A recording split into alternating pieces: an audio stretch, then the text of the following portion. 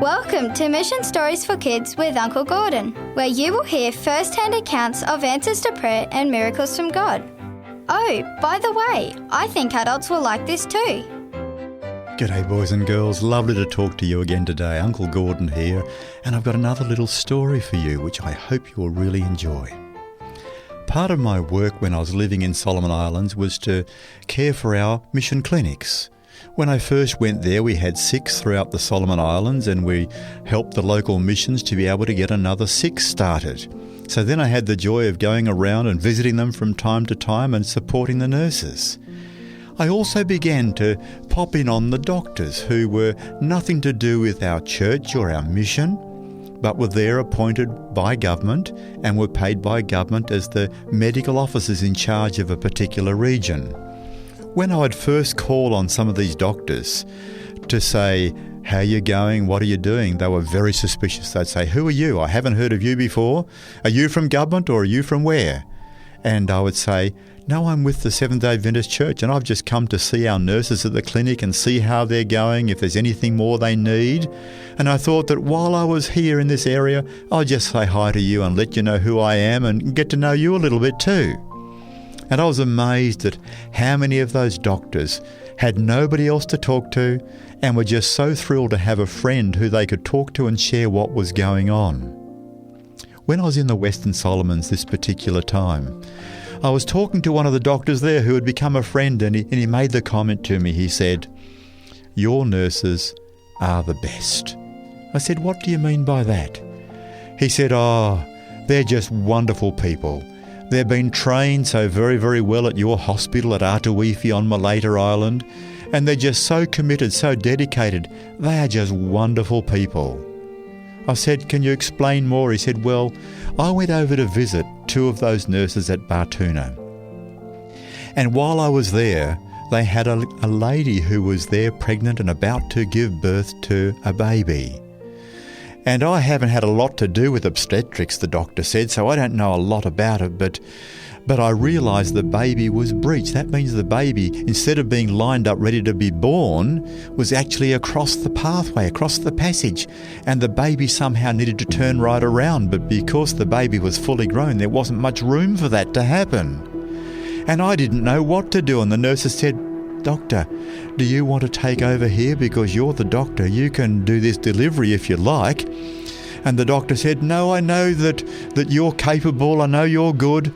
And he said to me quietly, he said, 'I didn't know what to do. I wanted to get out of there as fast as I could because I didn't want to be part of a death of a baby because I couldn't do the job properly, so I got out of there.' He said, 'But I heard later what happened.'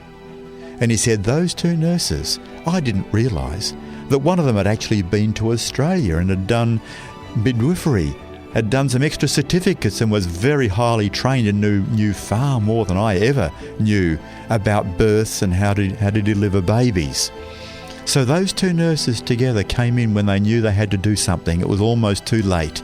And they both knelt by that patient and they said, 'God, this patient needs you. This little baby's in trouble now. We can sense there's distress and that baby needs to be turned around.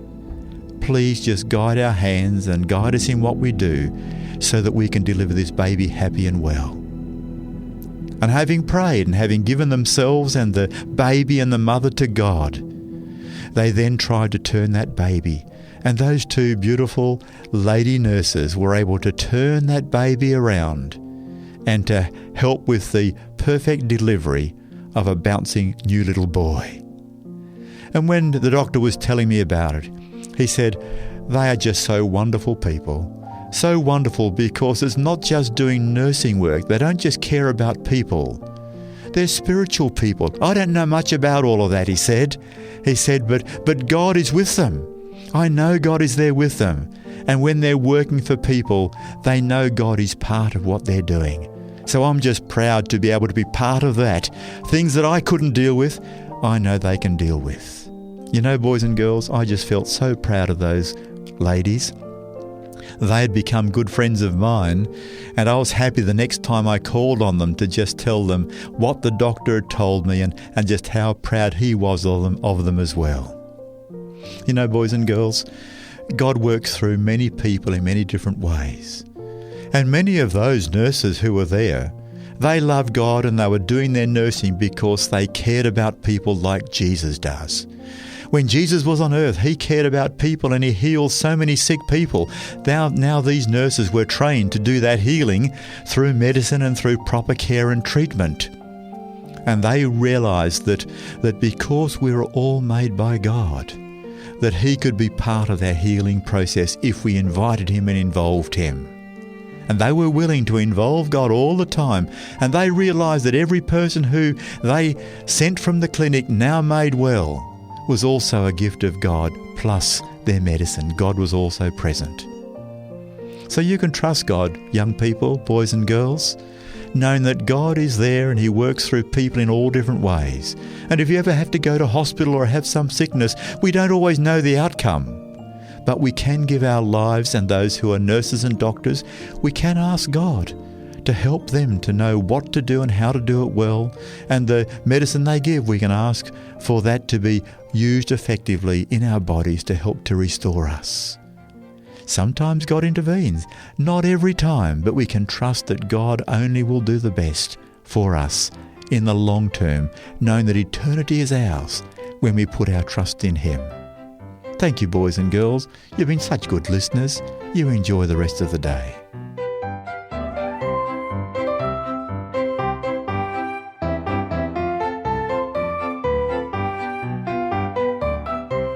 You've been listening to Mission Stories for Kids with Uncle Gordon, a production of 3ABN Australia Radio.